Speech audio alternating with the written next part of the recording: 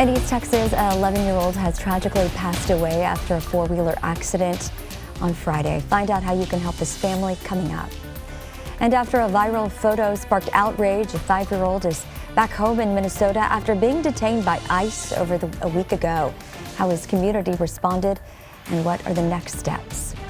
And today's the last day to register to vote in the upcoming primaries. Find out how your voice can make a difference coming up. We got some very mild weather in the coming days with our next chance of rain coming into the area. For tomorrow, we'll break it all down coming up in your full forecast. So stay right there because Morning Y'all on CBS19 Plus starts right now. Together, we're putting East Texas first. You're watching Morning Y'all on CBS19 Plus. The U.S. starts a new week without Washington, D.C. running at full throttle. Tomorrow, the House is expected to vote on a funding package that passed through the Senate last week. The legislation backs most government agencies through much of the year, except the Department of Homeland Security, which will only get funded for 2 weeks while lawmakers work to reform DHS's immigration operations. Good morning, y'all. I'm Dana Dixon. Thanks for staying with us here on CBS 19 Plus. We're so glad that you're with us this morning. We've been talking about it. It's Groundhog Day here. I don't know if that really means anything other than it's a lot of fun to watch, Joel. How are we looking as we wake up here in East Texas? Well, we are very chilly this morning, but by this afternoon, we're going to be feeling a little bit more like spring out there as temperatures climb into the 60s. Satellite and radar nice and beautiful out there this morning. We got some clouds off to the south and west. We will see a little bit more of that into this afternoon. That, again, is going to be ahead of our next system. That'll be bringing in a little bit of rain, possibly a little bit of thunderstorm action, especially over deep East Texas. We'll break that down in your full forecast coming up later. But absolutely gorgeous skies out there on our Robertson This is looking north on Broadway and Tyler this morning. 34 degrees the current temperature. South wind 7 miles per hour, making it feel like 28 degrees. Definitely chilly out there. Bundle up on your way out. 29 the actual temperature in Nacogdoches with 28 in Crockett. We also have 34 in Longview, 30 in Carthage, and also 31 in Jefferson and Marshall. Those temperatures, again, will be climbing to the middle 60s for the afternoon with a little bit more cloud cover, and that will continue to build and build and build as we wear on into the rest of the day. And some of that will turn into some rain showers, maybe even some thunderstorms for tomorrow. Weather impact alert in place. We'll go over all the details coming up in your full forecast. Thank you, Joel. We are waiting to learn more today about a weekend crash that left one person dead. Details are still pretty limited this morning, but here's what we know. Tyler police tell us that this crash happened Saturday night at the intersection of Van Highway and Loop 323 in Tyler. The northbound lanes were shut down at the time. One person died, but their name has not been released. The cause of that crash is still under investigation. Counselors and support staff will be at Troop Middle School today as students cope with the loss of one of their beloved sixth graders. 11-year-old Easton Roper passed away Friday night in an accident on his four-wheeler. Troop Middle School saying on Facebook that the loss is heartbreaking for the school community. They ask people to keep Roper's family in their thoughts and respect their privacy. Donations to help the family can be made at Autry Funeral Home in Jacksonville or at Troop Middle School. The funeral service information will be shared when it becomes available.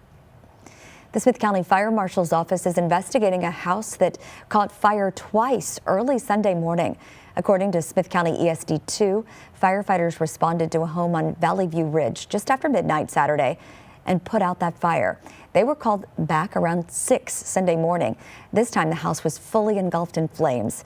The home was significantly damaged. No one was hurt in either fire. A live look now at our nation's capital, where the U.S. government is still in a partial shutdown. Hours before Friday's deadline arrived, the Senate reached an agreement on a funding bill. However, that deal isn't official until the House votes on the matter. And it appears there are still some things that need to be worked out. John Lawrence reports. The U.S. starts a new week without Washington, D.C. running at full throttle. The question mark over a government shutdown is certainly a big one and a political problem, really, for both parties, but certainly for Republicans right now, as the polling is showing a great deal more pressure on them.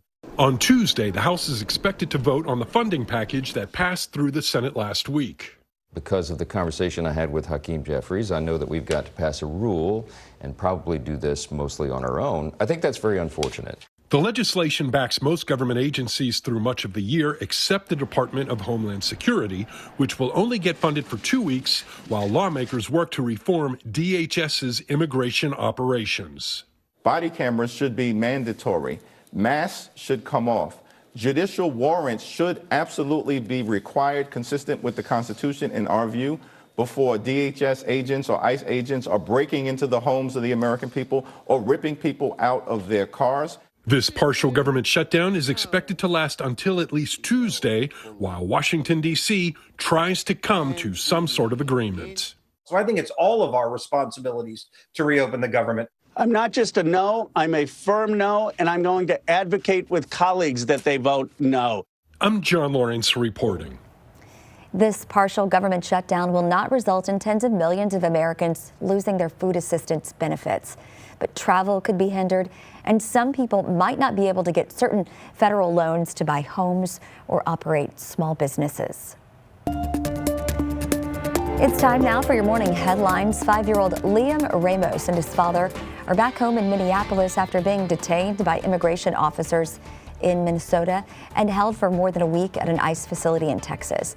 They were released following a judge's order. Democratic Congressman Joaquin Castro accompanied the father and son back to Minnesota over the weekend and shared these images. A photo of Liam wearing a bunny hat, though, and carrying a Spider-Man backpack at the time of his detention sparked outrage around the world.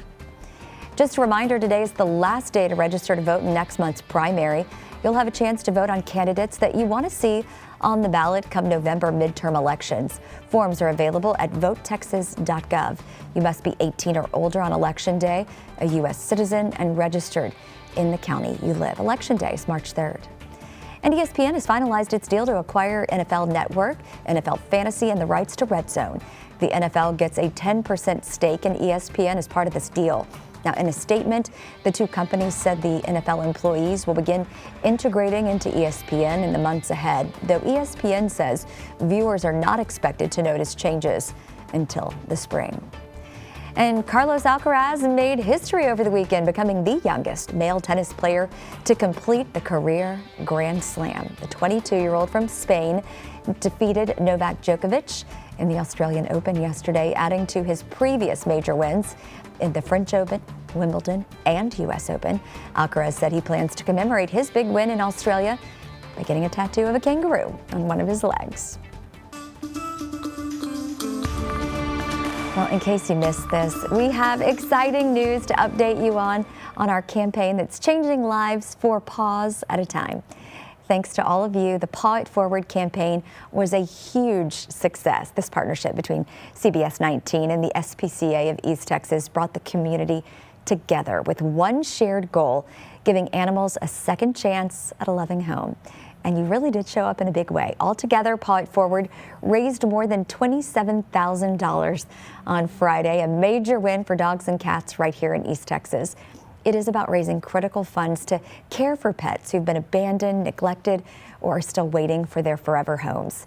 And thanks to the generosity of our community, the annual campaign continues to make a real impact, helping provide food, medical care, and shelter for dogs and cats who need it most.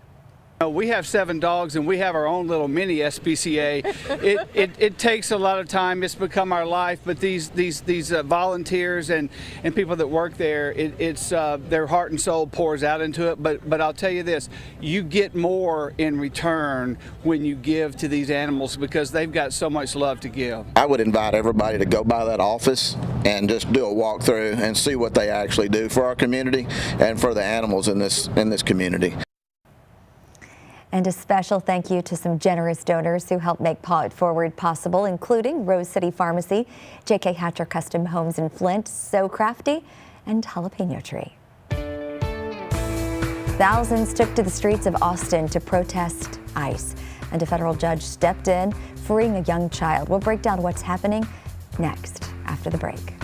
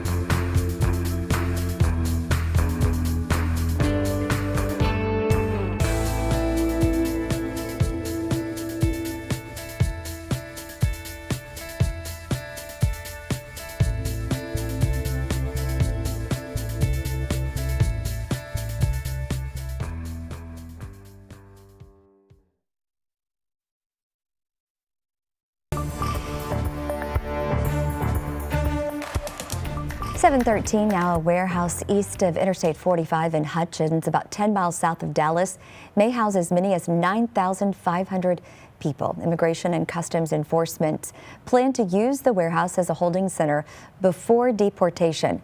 Hutchins Mayor Marian Vasquez said the city didn't receive much warning about ICE's plan for the building, and he says he is firmly opposed.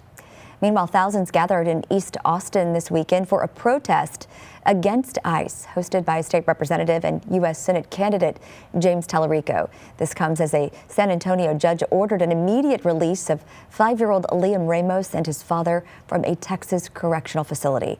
CBS Austin's Vinny Marduano has more. That's the sound of 5,000 people in Austin calling out ICE. We're in a mess. We got to do something. This is awful.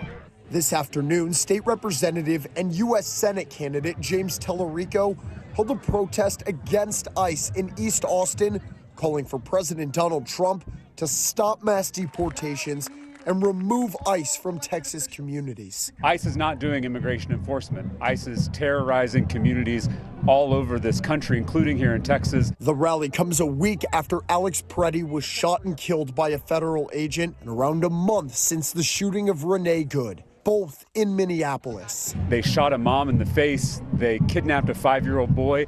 They executed an American citizen on our streets in broad daylight. ICE out now! In a statement to CBS Austin, ICE says, quote, ICE officers work tirelessly to arrest and deport the worst of the worst criminal illegal aliens and get them out of our local communities to protect the American people. This morning, a federal judge in San Antonio ordered the immediate release of 5-year-old Liam Ramos and his father, who were detained in Minneapolis last week. At the rally today, U.S. Congressman Joaquin Castro shared his visit to the Dilley, Texas Correctional Facility on Wednesday, where Ramos and his father were being held. I let them know what so many people from Austin and San Antonio throughout the country and really around the world have said, that we're praying for him and we love him and we demand his release. Time now for a health check. If you can't fall asleep without some kind of background noise, listen up. Health experts are now warning about potential risks for people who used sound machines or apps to drift off to sleep. A new study finds that the so-called pink noise, which is continuous noise that sounds like static or maybe a waterfall, may actually interfere with your sleep recovery and reduce that REM sleep that we need so desperately. University of Pennsylvania researchers say earplugs were actually more effective at blocking outside noise and helping people get some sleep. Well, more people are being diagnosed with psychotic disorders, including schizophrenia. A study in Canada found that young people are among the majority being diagnosed with psychotic disorders. While the cause is unclear, the study's authors say some possible reasons include people having children at an older age, socioeconomic stress, negative childhood experiences, and substance use.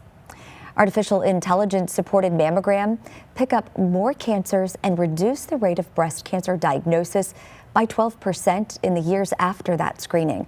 This is according to new research published in The Lancet involving over 100,000 Swedish women.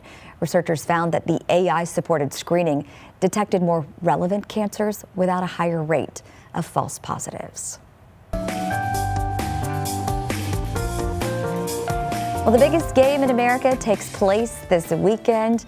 Among those attending the big game is a 9-year-old from Massachusetts with a once-in-a-lifetime opportunity. He's headed to the Super Bowl as the NFL's kid reporter, ready to interview players and cover all the action firsthand. Take a look. Hi, my name is Louis DeVito. I am 9 years old and I love football. Louis DeVito is a very lucky kid from Westminster. In a contest that had close to 200,000 entrants. He was the winner, and he's headed to the Super Bowl to be a kid reporter on opening night. What makes you so excited? Because it's like a once-in-a-lifetime chance, and I'm so excited for the warm weather and like spending time with my dad and watching the Patriots play. Now, every year since 2014, Panini America, the exclusive trading company of the NFL and NFLPA, puts a kid reporter at opening night. The company's codes are on their trading cards, and Lewis's number came up. It was his dad that got him into this hobby. It really happened fast. We found out, I got an email that said we were a finalist and we had to fill out some information and create the video. And so that whole process was just really fun. And when Lewis did his video submission, he crushed it. I have some fun questions to ask if I had the chance to talk with an NFL player. When you were a kid, did you ever get in trouble for playing football in your house? Oh, no, it's not. My mom does not like it. So now he's headed to the Super Bowl for 9 days. Just he and his dad, not the rest of the family. There's quite a lot of jealousy, but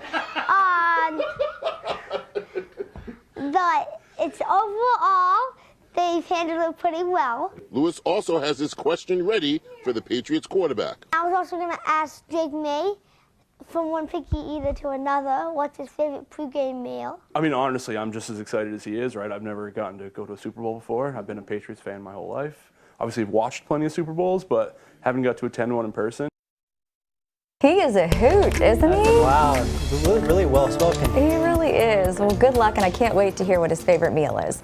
All right, 32 days ago, people across the globe had big plans for the future. Visit the gym, that is, start a new hobby, learn a skill. Well, we are officially a month into the year, and we want to know, how are those resolutions going that you set for yourself? I never made any resolutions at all. I didn't put pen to paper, but I always have it in my head that I'm going to, work out more, run more, get back into it.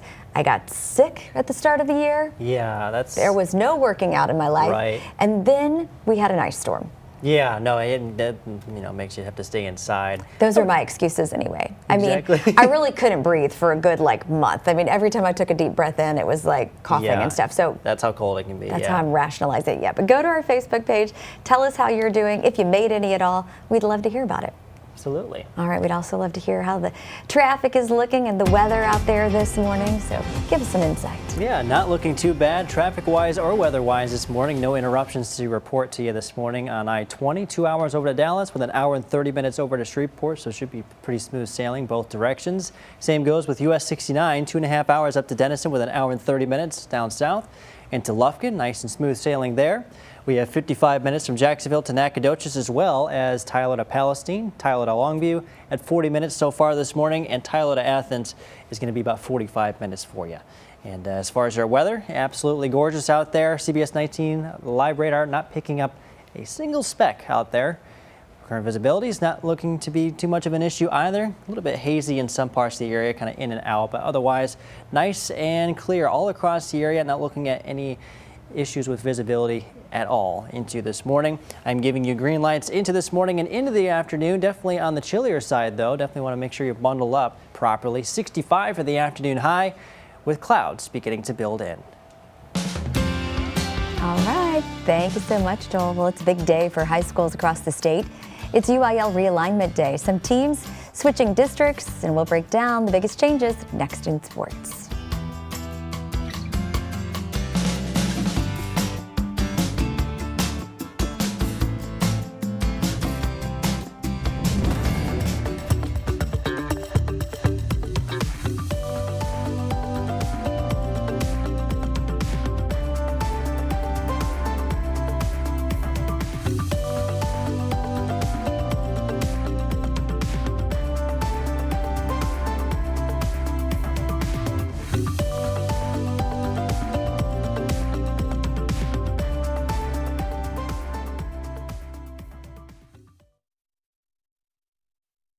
It's time for CBS19 Sports. Well, hello and welcome to Sports. I'm Jimmy Searfoss. We're glad you're with us because 1 year ago yesterday, everyone looked down at their phones and then went, huh? We literally traded our franchise player away. All right, I've been a Mavs fan for forever. This is definitely testing this relationship. I feel like we need a break maybe. We had a lot of people reach out to us, Matt, saying that they are not going to pay attention to this team until Nico Harrison is gone. 1 year ago yesterday, Luka Doncic was traded to the Los Angeles Lakers in a three-way trade featuring some of the biggest stars in the game. Since then, Luka has just been Luka. He's played in 67 games. Sorry, they have kids around. He's averaged over 30 points a game. This year, he actually leads the league in scoring in points per game. And then, of course, there's the rebounds. That's always a plus too, especially if you stack him up against the biggest player that he was traded for the Mavericks. That's, of course, Max Christie, because he's been a solid addition to the team. He's scored nearly 1,000 points in his time with the Mavericks. He's averaged just over a little over 12 a game. He started the majority of those games as well. The problem is we're not supposed to be talking about him. He's not supposed to be the headliner of this Mavericks trade package. We're supposed to be talking about Anthony Davis, of course. Davis has been great for the Mavericks when he plays for the Mavericks, of course. He led the team in scoring. The problem is he just doesn't play much for the Mavericks. 29 total games since he made his way to Dallas. Problem is he just keeps getting hurt, and now there's rumors of him getting traded just about 1 year after he got here. Probably hasn't even gotten a Texas license plate yet. He'd end up like the man who made the trade happen, because the Mavericks lost a GM in this trade too. It just happened a lot later. Hey, UIL realignment is getting sorted out in just a few hours. Some East Texas teams are going to be moving down a district. Let's start off with Jacksonville, who really struggled at the 5A level. They're expected to go down to 4A D1, which means they now got to play teams like Kilgore and Lindale, which is not exactly easier by any means. Hey, Jefferson will also be taking a trip down a size. They're always someone to watch out for in 3A D1, but now they're going to be matching up in Division 2. Let's talk about Big Sandy. They didn't win a single game this year. They really didn't even come close, but they're likely moving down to 2A Division 2 after turning in just 2 students short of the 2A Division 1 cutoff. Then there's Bullard. They're actually going to be moving up a size. They spent their time on the gridiron as a 4A Division 2 team. Now they get ready to play with the big boys. Welcome to 4A D1 Panthers. Now, what could be really interesting is Tyler High's potential district. The UIL loves to link them up with the Dow schools, give them that long field trip out to the Big D. Well, here's some big players are moving down in that area to move into a potential district with the Lions, including state champion DeSoto Eagles. They're also could be facing off against the tough Lancaster Tigers and Cedar Hill. All three of those teams moving down from 6A. And of course, Highland Park staying put in 5A. They're not going anywhere. They never do. Tyler High already in a brutally tough district. Could just be getting worse. We'll find out at 9 a.m. That's all I got for you. Morning, y'all. Thank you, Jimmy. We're about to step away for a moment while we break into our over-the-air broadcast with a news update. Stay with us here on CBS 19 Plus.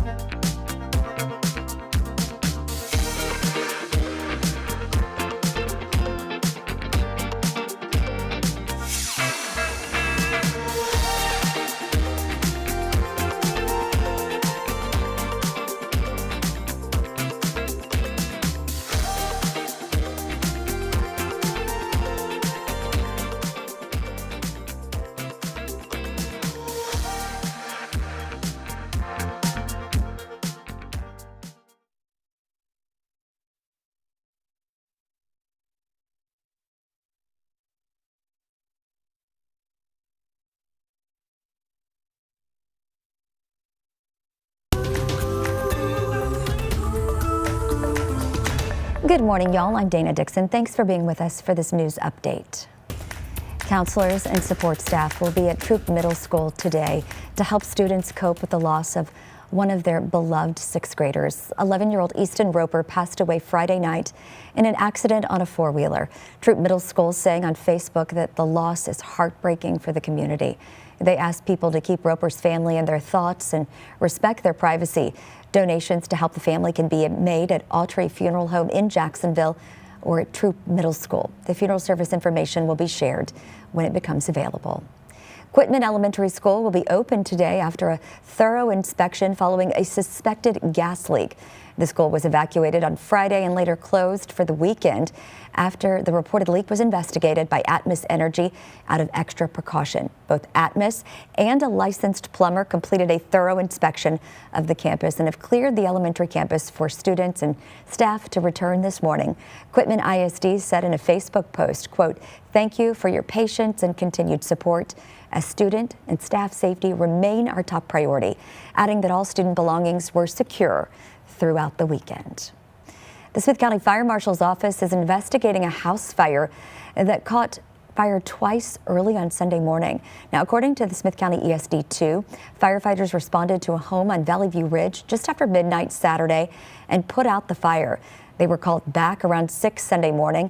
This time the house was fully engulfed in flames. The home was significantly damaged. No one was hurt in either fire. Well, each year, the National Children's Miracle Network selects ambassadors from across the country, and this year the champion is from right here in East Texas. Luna Cruz has adapted her life to living with a life-threatening form of type 1 diabetes. As a national champion, Luna will share her story throughout the year, helping lead the charge for CMN's Health for All Kids Impact Pledge. That is a commitment to raise $1 billion in the next 2 years to ensure that every child has the best chance at a healthy future. Let's get over to Joel now with a look at your forecast as we start a new week. Absolutely. Yeah, we are looking at a very gorgeous and just mild day all around as we head into your Monday. Temperatures this morning starting off pretty chilly in the 30s, some of us even in the upper 20s. We'll end up in the middle 60s for the afternoon with just a little bit more clouds. And the clouds will be as a result of our next system that'll be moving in with some rainfall into tomorrow. So 60s for today. Strong southwest winds gusting up to about 20 miles per hour at times. Clouds will increase and will eventually turn into rain showers, maybe even some thunderstorms as far south as some of our deep eastern Texas counties, and even further south than that. 50s to start on Tuesday. We'll still end up in the 60s for Tuesday afternoon. Notice the winds now out of the north and west. Rain, by the way, wrapping up by the late afternoon. Upper 30s to low 40s to start your Wednesday. We'll only end up in the 50s for Wednesday afternoon, and then we're going to be pretty dry from there on out, but temperatures will still increase into the upper 60s and possibly even the 70-degree mark by the time we get to Sunday.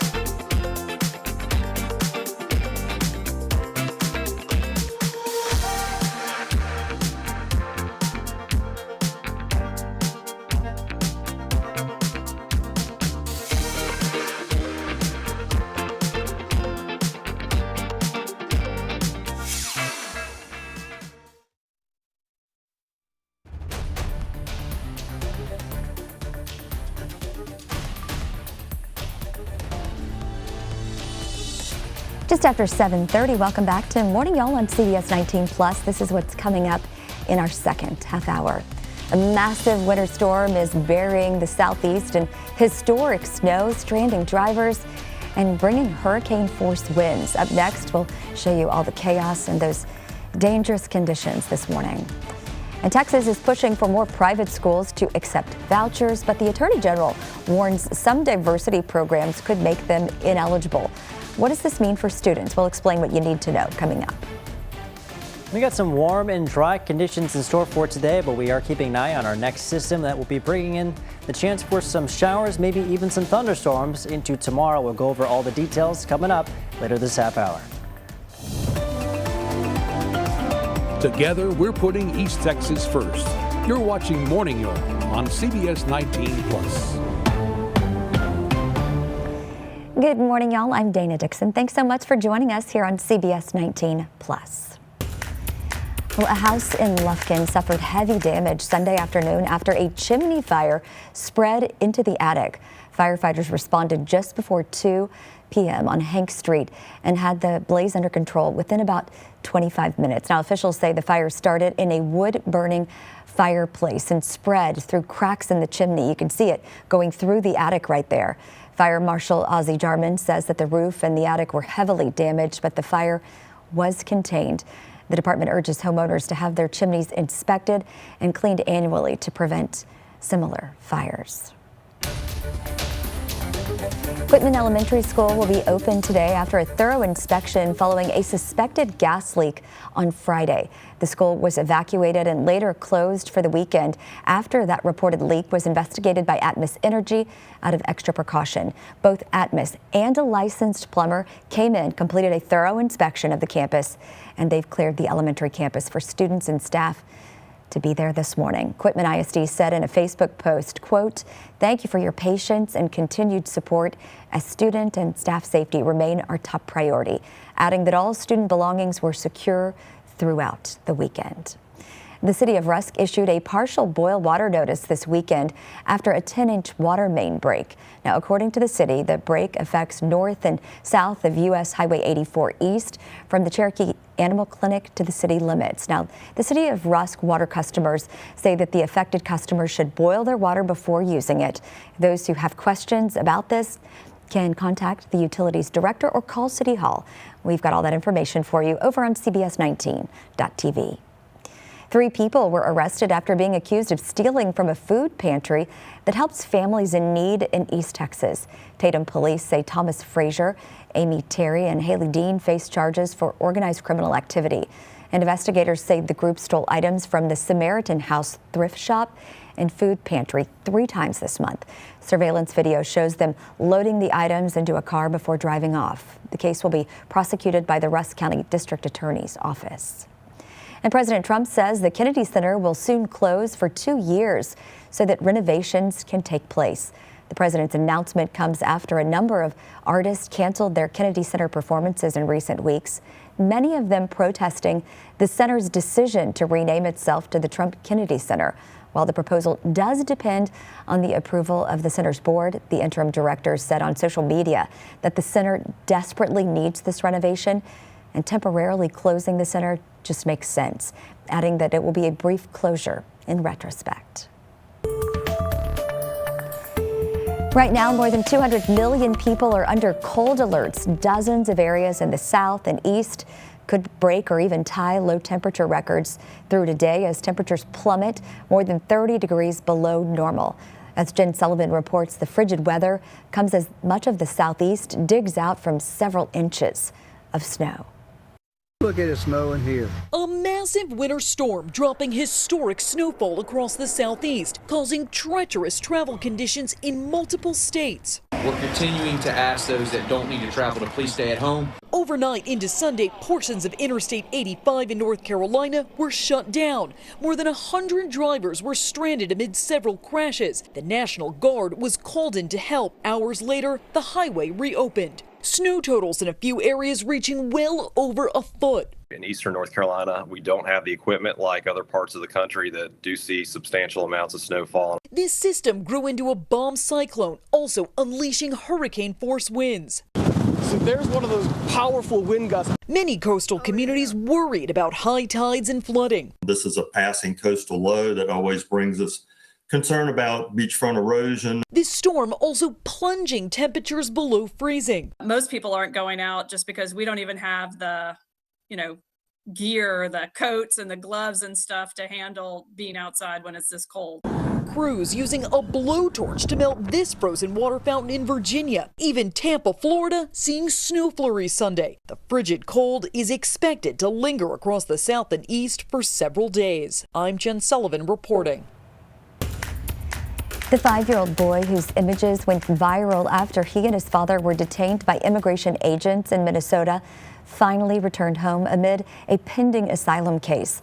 The image, that is, of Liam surrounded by federal agents while wearing his bunny hat and Spider-Man backpack sparked outrage around the country amidst growing tensions over the deaths of Renee Good and Alex Preddy. A Texas Democratic congressman accompanied Liam Ramos and his father, Adrian, on the journey from a southern Texas ICE facility to their Minneapolis suburb, where residents and the mayor of their Columbia Heights suburb came out to welcome them home. While we have really good news and a ray of light that You know, we have some family members coming back. ICE is still here. In a statement to CBS News, Columbia Heights Public Schools, where Liam goes to school, said, quote, "We want all children to be released from detention centers and the reunification of families who have been unjustly separated." We are only 48 hours away from the launch of school vouchers in Texas. Beginning Wednesday morning, parents can start registering their students for tuition assistance, but you'll need a few things first. Jason Whiteley runs down that checklist. Yeah, right now, Texas is actively trying to get more private schools to sign up and accept school vouchers. But if any of those private schools have diversity and inclusion programs, the Texas Attorney General suggests that might disqualify them. Attorney General Ken Paxton issued an opinion recently saying DEI is unlawful, even programs inside private businesses. This is a non-binding opinion. It carries no legal weight, but it does raise questions whether Paxton could now put a dent in the Republicans' brand new voucher program. I've seen, and I know a number of private schools that have diversity and inclusion practices and programs in their schools. They're private schools, they can have that, right? But the opinion from the AG says no state money's going to go to these places. Is that going to muddy up the voucher program just as you guys really kick it off here? No, I don't believe so. I mean, we're looking out for that, and so literally from day one, we were looking at where there was conflict with other statutes. Even with DEI, though? And so, yeah, I mean, we've sought his opinion on that. We appreciate his support for what we're doing and the job we're doing, and it, gave us the comfort to continue doing what we had already started doing, is looking at those issues that could be conflict with existing statutes. And no schools have dropped out or been disqualified because of that so far? Correct. Okay. Right now, 1,400 of the state's 4,000 or so private schools have agreed to accept vouchers. The question now, whether the AG opinion might keep some of those schools on the sideline, waiting to see what happens. Again, that was Jason Whiteley reporting. It's been 23 years since the Space Shuttle Columbia disaster. And if you were living in East Texas at the time, back in 2003, there is no doubt you remember what happened. People in Texas saw streaks of smoke in the sky and shuttle debris falling to the ground. Now, much of that landed in Nacogdoches. The explosion claimed the lives of 7 astronauts who were less than 20 minutes away from landing in Florida. The cause was later found to be damage to the wing from a piece of foam that broke off during liftoff.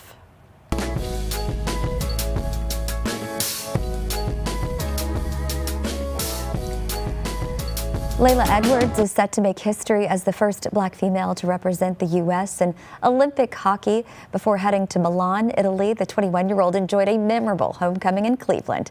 Jared Hill has her story.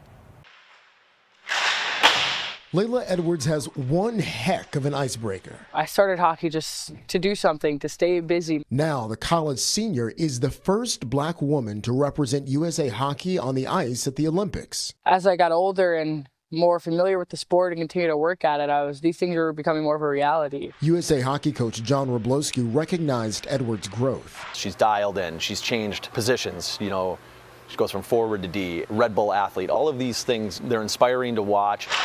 Before the trip to the games in Milan, Italy, USA Hockey scheduled a rivalry series game against Canada in Cleveland, Ohio, Edwards' hometown. It feels like a full circle moment. Her parents, Robert and Sharon, have been at their daughter's side throughout her journey. And thanks to a GoFundMe boost from fellow Ohio natives Travis and Jason Kelsey, they'll be there to cheer her on at the Olympics as well. When you get that close and you can almost see it, it's like opening ceremony, watching her walk with all of those athletes that are representing their countries. That's pretty big. With the games now just days away, there are a lot of eyes on this 6-foot-tall forward-turned defender. But her dad says they're trying to manage the pressure. We're, trying our hardest, to make sure that she knows that it doesn't matter, how she performs, that, we love her to death. All the hard work is worth it for sure. Going for gold with Team USA, she's already turned her hard work into history. Jared Hill, CBS News. That is so exciting. Good luck to her. Good luck to the entire team as well. Well, a police dog helped find a boy with special needs during the height of this weekend's snowstorm in North Carolina. Police in Gastonia say the K-9 and a police sergeant helped search for the missing 13-year-old. Authorities say the boy walked out of his house and was not dressed properly for the weather conditions.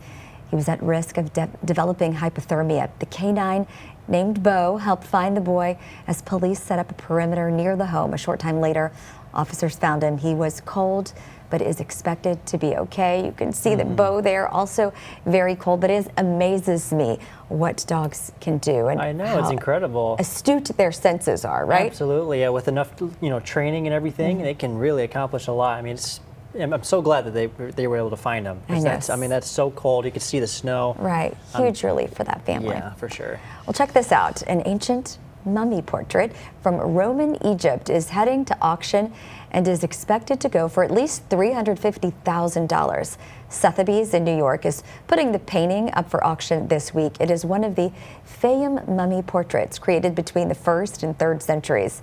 The portraits were painted with beeswax and pigment on wood and placed on mummified bodies. Interesting. The works are known for their realism. Experts say it predates European Renaissance realism by more than 1,000 years. All right. Wow, with beeswax, huh? It is interesting. That is really interesting. I took art history, but I don't remember that as part of the course. I definitely do not remember that either. I just remember, pictures on a wall or something. And all I remember is my art history teacher had the most soothing voice on the planet, and it was a nighttime class, like 7 to 10. Oh, no. And the lights were out, and we just looked at paintings the whole time. And I was like, stay awake, because she would shine that light on you. It never happened to me, but man, it was hard to stay awake. I was like, she needs to read books for a living. Seriously, just audiobooks. Lull babies to sleep. It was such a good voice. Oh my goodness, that's amazing. All right, let's get back on track with some history here. 16-year-old Sam Ruthie of New England set a record for the fastest mile run by an under 18 athlete. I mean, this amazes me. He crossed the finish line in 3 minutes and 48.88 seconds. Wow. At the John Thomas Terrier Classic in Boston, Massachusetts on Saturday. He was in 2nd place at the final lap, but surged ahead in the final 100 meters. That is crazy. Ruthie caught the attention of the athletics world last year when he became the youngest athlete on record to run a sub 4-minute mile. The Boston race is the first of 4-mile race Ruthie plans to run this month.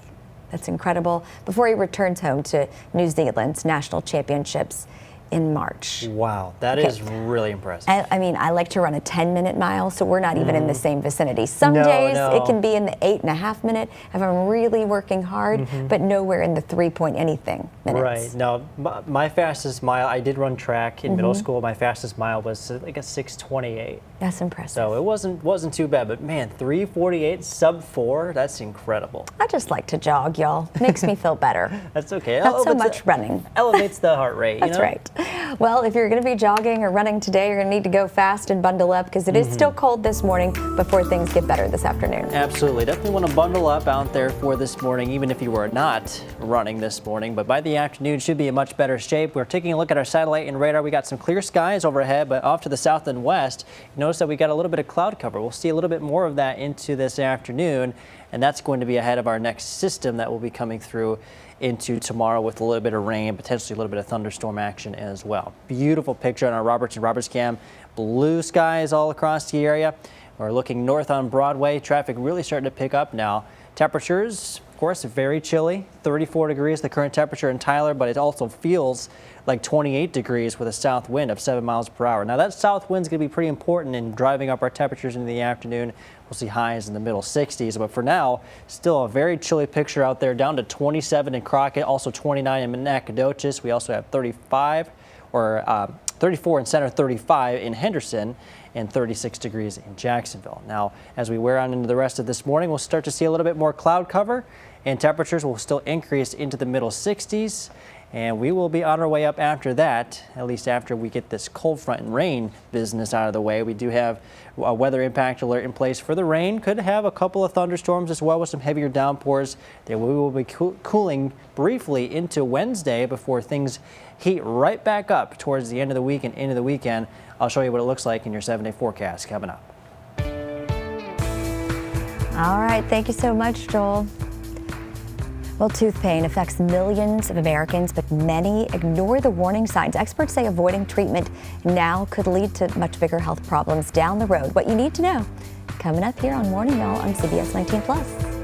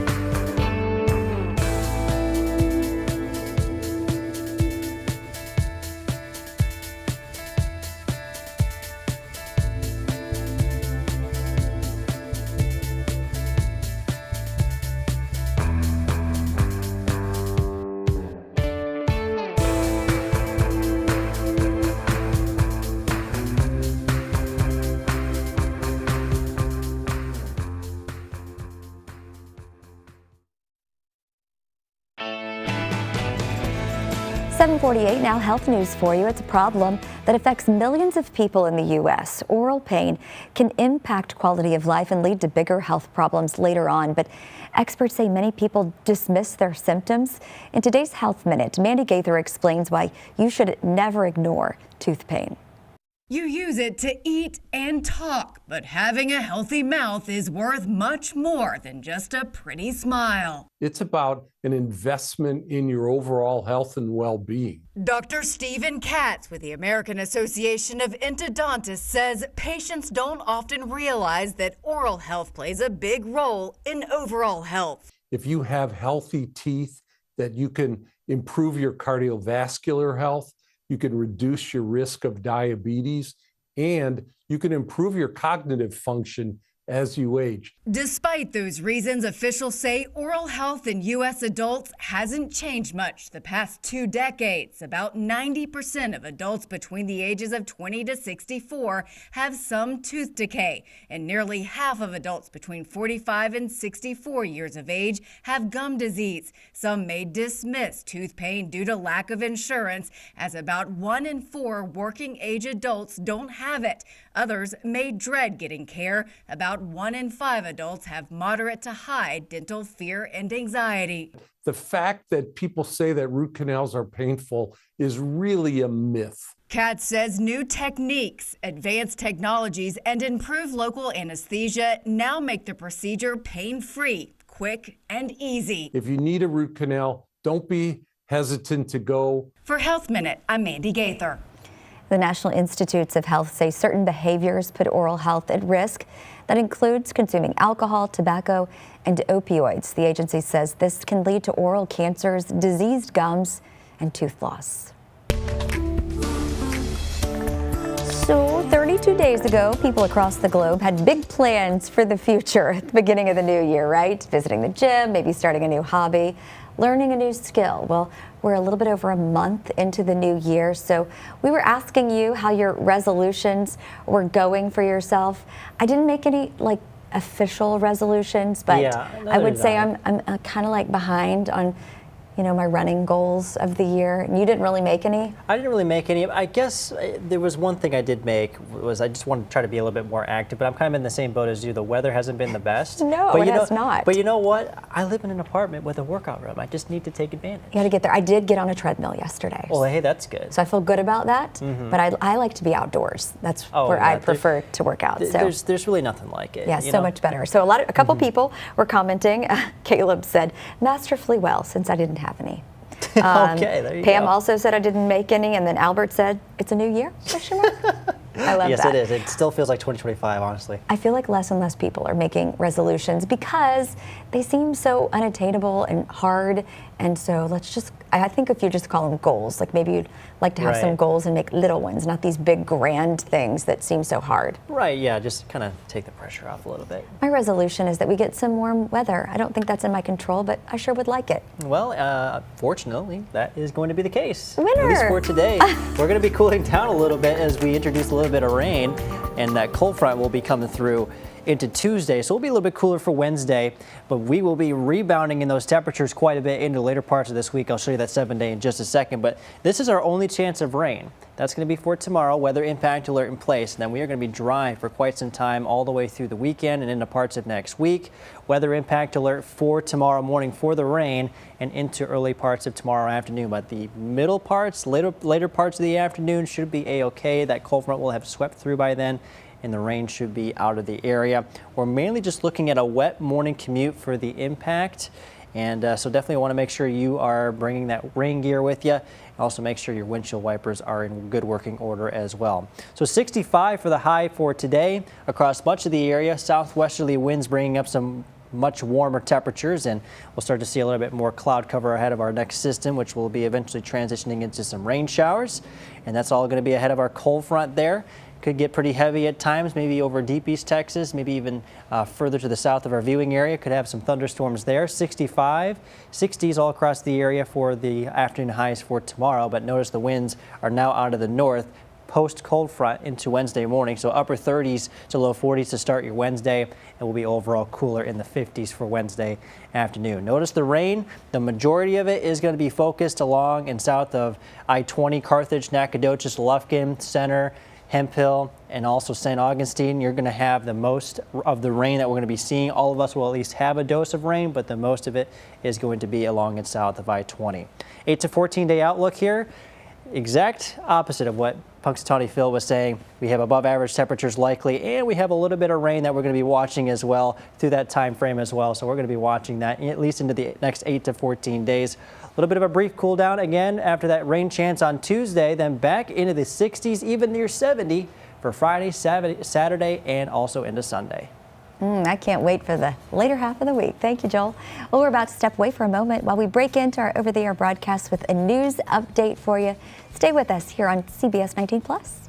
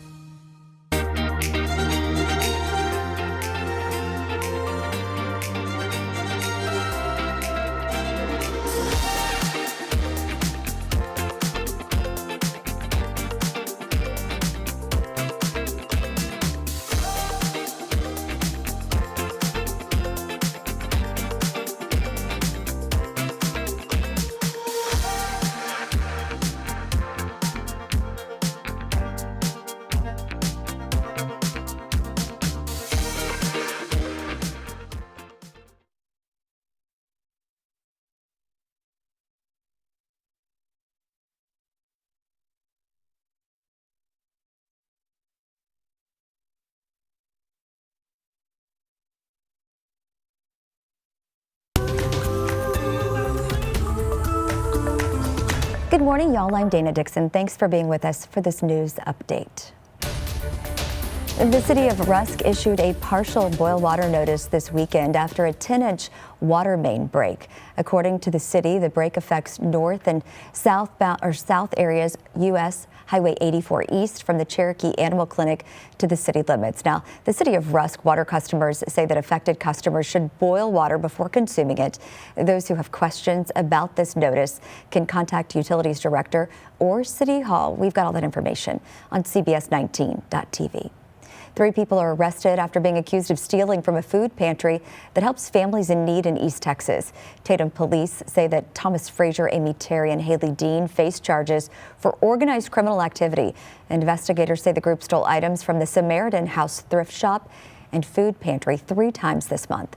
Surveillance video shows them loading the items into a car before driving off. And an exciting update on a campaign that's changing lives 4 paws at a time. Paw It Forward was a huge success. This partnership between CBS19 and the SPCA of East Texas brought the community together with one shared goal, giving animals a second chance at a loving home. And you showed up in a big way. Altogether, Paw It Forward raised more than $27,000. These funds will help care for pets who've been abandoned, neglected, or are still waiting for a forever home. Your generosity will make a real impact by helping provide food, medical care, and shelter for dogs and cats who need it most. We have 7 dogs and we have our own little mini SPCA. It takes a lot of time. It's become our life, but these volunteers and people that work there, it's their heart and soul pours out into it. But I'll tell you this, you get more in return when you give to these animals because they've got so much love to give. I would invite everybody to go by that office and just do a walkthrough and see what they actually do for our community and for the animals in this community. And a special thank you to the generous donors who helped make Paw It Forward possible, including Rose City Pharmacy, J.K. Hatcher Custom Homes in Flint, So Crafty, and Jalapeno Tree. Let's get over to Joel now. He's taking a look at our forecast as we start a new week. I'm excited because I see some warmer temperatures in our future. Absolutely. Certainly much warmer than what we saw this weekend. Temperatures today will climb from the 30s, some of us in the 20s, all the way up into the 60s.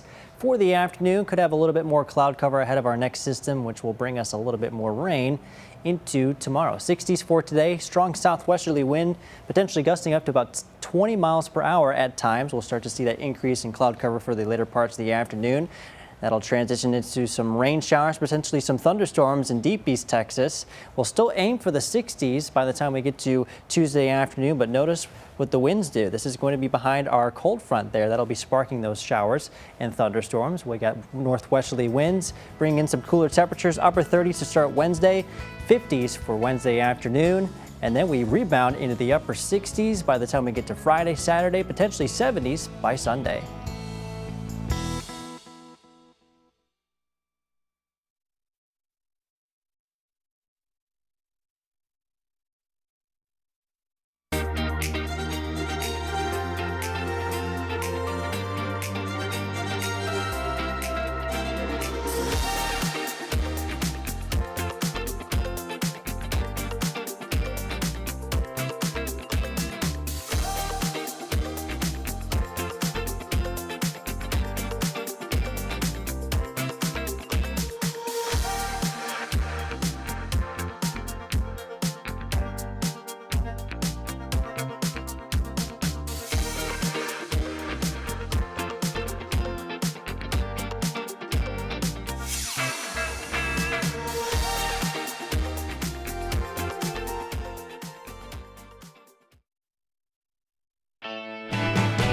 News before you go this morning. The groundhog has officially spoken. 6 more weeks of winter may be in store this year if you're leaving it up to Punxsy. Yeah. While some may be disappointed with the verdict, don't lose all hope. While many rely on Punxsutawney Phil's predictions, he really only has about a 35% accuracy rate, meaning we may see spring sooner than we thought. Only time will tell. Well, ending the partial government shutdown that took effect over the weekend is at the top of the agenda for returning House members today. In interviews on Sunday, House Speaker Mike Johnson said he believes there are enough votes to approve the Senate-passed spending package by at least Tuesday. The Pentagon, State Department, and Department of Homeland Security are among the agencies affected by the funding lapse. And some East Texans are expected to be moving down a district in the UIL realignment today. Jacksonville is expected to move down to 4AD1, meaning they would get to play teams like Kilgore and Lindale, while Tyler High's potential district could see some new bigger schools. We'll find out in about an hour from now. Let's get over to Joel for one last look at your forecast on this Monday. Well, at least for East Texas, it's definitely going to be feeling a little bit more like spring in the coming days. We do have a chance of rain for tomorrow. Today should be just fine. Partly cloudy skies, 65 for the high and 65 also for the high into Tuesday. We've got a weather impact alert in place for the rain. Could be a little bit heavy at times, mainly over deep East Texas. We're talking generally areas along and south of the I-20 corridor. That's going to be ahead of our next cold front, which will drop our temperatures briefly into the 50s, but then we'll climb back into the 60s, even upper 60s by the time we get to Friday and Saturday, and there is a chance for a 71-degree high on Sunday. I'll take it. Me too. Well, you know, East Texas is crawling with hunters, but how many of you out there are trying this method? A competition took place in Germany where hunters tried to convince the jury that they can imitate a bellowing red deer most realistically. Look, they're so serious. The hunters wore traditional garb and used an array of instruments to amplify the sound and resonance, including specially made ox horns. Look at him go. Triton snail shells and so much more. I don't know how that deer sounds, but way to try. I had no idea it sounded that deep. And did you see how serious the jury was? They were like taking this very seriously. Their ears were peeled. They were peeled for sure. They were. All right, we are done with this section of Morning Y'all. We'll see you at noon.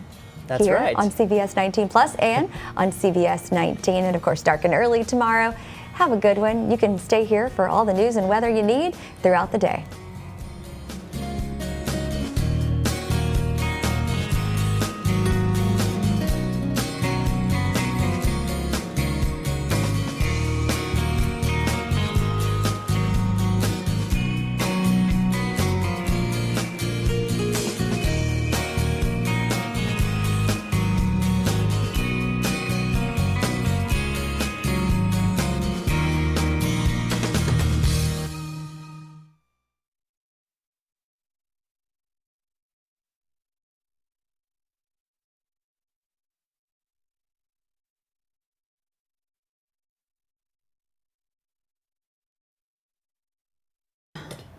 Shot.